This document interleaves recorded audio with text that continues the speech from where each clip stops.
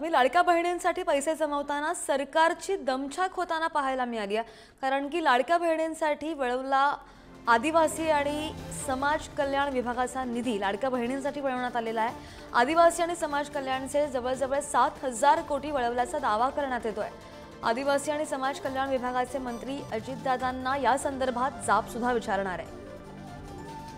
अधिकची माहितीवर आमचे प्रतिनिधी सुशांत सावंत आपल्या सोबत आहेत। सुशांत, बराच गाजावाजा होता की लाडक्या बहिणीसाठी जे पैसे देण्यात आलेले आहेत त्यावर सरकारच्या तिजोरीवर कर्जाचा बोजा तर पडणार आहे, मात्र आता आदिवासी आणि कल्याण समाज जे आहे त्याच्यासाठी त्याचा निधी जवळजवळ 7,000 कोटी वळवल्याचं पाहायला मिळतंय। काय नेमके असे पडसाद उमटतायत राजकीय वर्तुळामध्ये आणि हा दावा नेमका कोणी केलेला आहे?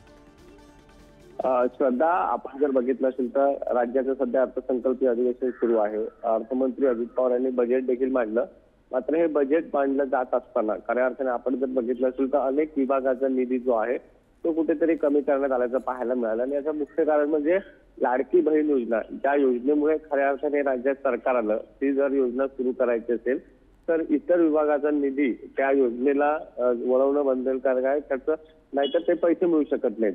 आणि याचमुळे कुठेतरी आपण जर बघितलं असेल तर लाडक्या बहीण योजनेसाठी 36,000 कोटींची तरतूद जी आहे ती या अर्थसंकल्पात अर्थमंत्र्यांनी केली। आणि याचमुळे समाज कल्याण विभागात 3,000 कोटी तर आदिवासी विभागात 4,000 कोटी रुपयांचा निधी जो आहे तो अर्थ खात्याने वळवलेला आहे। त्यामुळे कुठेतरी या लाडक्या बहीण योजनेमुळे सरकारच्या तिजोरीवर एक तर फटका बसतोच आहे, मात्र ही योजना जर पुढे सुरू ठेवायची असेल आणि याचमुळे खऱ्या अर्थानं काही विभागाचे निधी आता वळवावे लागतात।